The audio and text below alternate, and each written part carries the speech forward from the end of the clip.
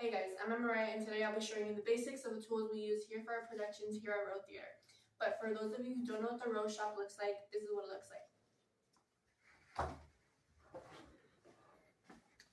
This is what our shop looks like. This is a chop saw. It's one of the safest tools you'll use in our tool shop since it has a blade guard that covers the blade so you won't ever get hurt unless you intentionally put your fingers underneath it while you're cutting the wood. And at first it's really scary, but I promise you it's nothing to worry about. You're 100% good. So when you're cutting wood with the chop saw, most times, unless you take into account the blade width, which is 1/8 centimeters, you won't get a precise cut. So let's say you wanted to cut 10 inches, right? You would actually cut 1/8 bigger than 10 inches or 1/8 smaller than 10 inches, which is fine. It's not a big deal. But if you want it to be really precise, just measure 10 inches plus 1/8 and just cut the 1/8 off, and it's perfect 10. Okay, so now I'm going to demonstrate how to cut a piece of wood. And you always want to make sure you do it very slowly so you won't hurt the blade. And then goggles, of course, safety first. Okay, so 1, 2, 3.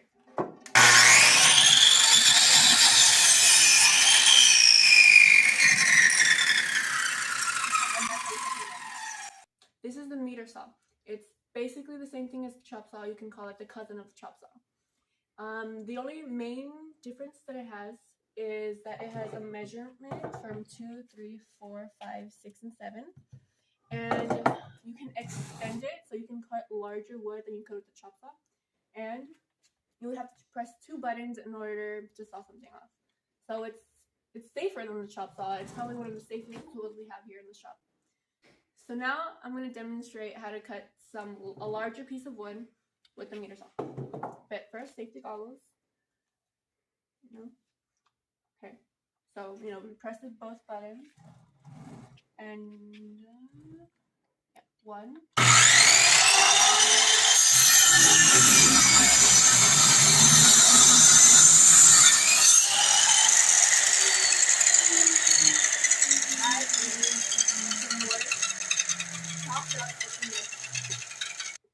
Hey guys, this is a drill.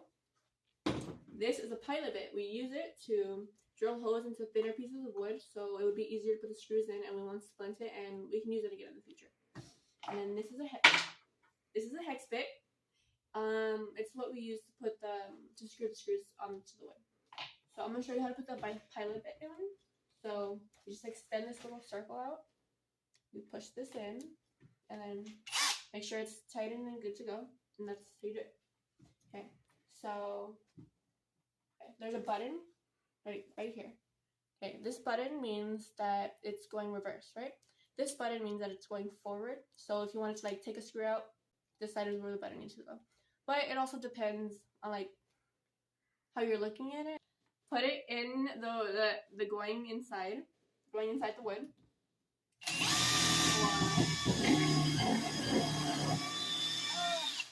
Yeah, it's usually a lot less shaky, but it's shaky today, and that's okay. So then we put the hex bit on, same thing. Push it there. Do it to make sure it's nothing. This is a 1-inch screw. It's basically the same. 3-inch screw, doesn't really matter what you use, just depending on what you're building. Doesn't really matter. So I'm gonna put in the 1-inch screw. Just go here, and the button is on my side, so it's gonna go forward. So yeah, that's how you do it. But I'm gonna take it out now. Okay, so now I'm gonna put the button on the reverse side, this side. And reverse is very weird because instead of pulling it outward, how you would think because it's reverse, you would have to push downward and it goes out for some reason.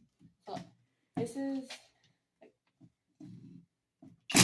see, that was very, very easy because for some physics reason,